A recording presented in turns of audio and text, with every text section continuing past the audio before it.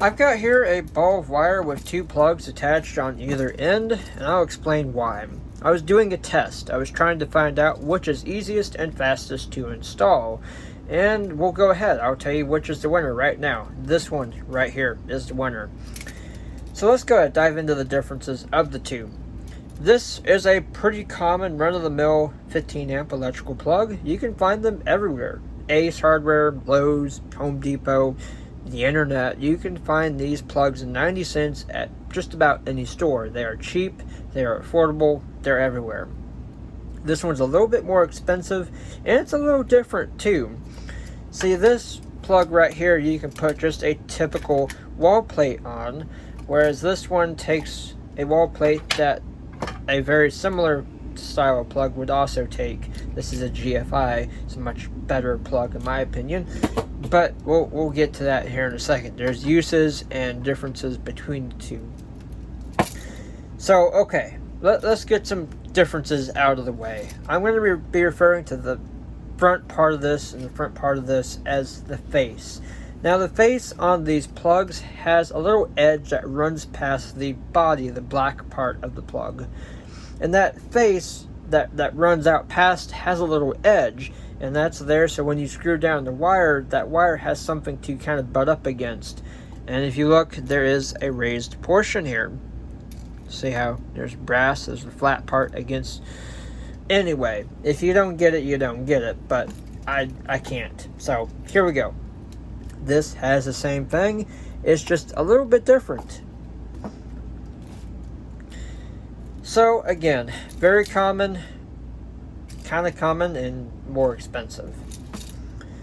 Why did I end up changing between the two? Well, I got these plugs to start with, and then I just took a bunch of them out, and I've got these plugs which I'm going to put back in. Why is that? When I put all this together, I got my wires all attached. This plug let go of two of my wires, whereas this one did not. I didn't put these on very tight. I wanted to just establish a connection. I didn't care whether or not they were tight or not. I wanted to just show you what happens between the two plugs when you just put them together. And that's exactly what we're demonstrating here. So if you look at this, the face and the edge of it has a lot of room between the screw terminal head and the actual body of the receptacle. Whereas this one, that edge that runs out to the screw terminal comes a lot closer down to that screw.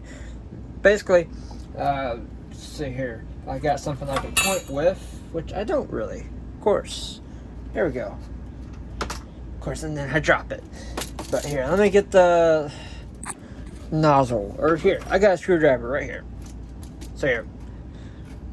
This part of it, right here. This area. That's what I'm referring to. And then again, right here, this area. Those two areas are very different. You look at these. That comes a lot closer to that screw, whereas this does not. You'd think, well, this is a better design because it lets you get that wire on a lot easier. Not necessarily true. Because there's a lot of space here, when you go to screw down your terminal tight, that wire can jump out of that screw as you're starting to turn it down. And the problem with that is, well, that's a loose connection. Whereas with this guy, no matter where your wire is, this edge here that comes down close to that screw is going to keep that wire underneath of that screw at all times. Now if you take a look at the ground tab on here, trying to get y'all in a little bit closer. This has these little standoffs or tabs on the side here, and those are designed to grab onto that wire and secure it as you're tightening it down. There's a difference here. Again, this has a little bit more substantial tabs or runouts on there than this one does. And if you look at this, my ground wire, it came loose. This ground wire has not come loose. So what do I think? Well, I believe this plug is a lot more common. A lot more people have wired these up in their lifespan. But I'll be honest with y'all, this is a much better design overall. It's much easier to install, and it's a lot less hassle. when you're trying to screw this terminal down, the last thing you want to think of is this wire popping out of that screw as you're turning it down. Even though I've got these oriented the right way, they can still do it. Why is that? Well, there's room for that wire to pop out of there. Whereas this one is nice and tight. It's on there. It's not going anywhere. That wire does need to be stripped down just a little bit. But even if I left it alone, that's a much better connection.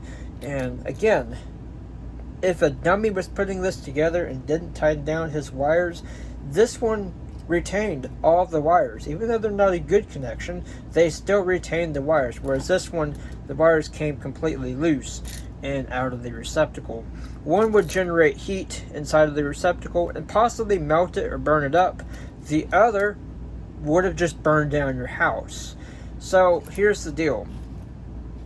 Even though a lot of people know about this style of plug versus this one, I gotta tell y'all, I am much more of a fan of this style here. Let me know down in the comments what you guys think. I could be a complete dummy.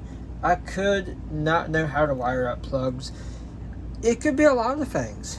I do genuinely think that the old school stuff, while it has worked for many, just isn't that good in today's standards.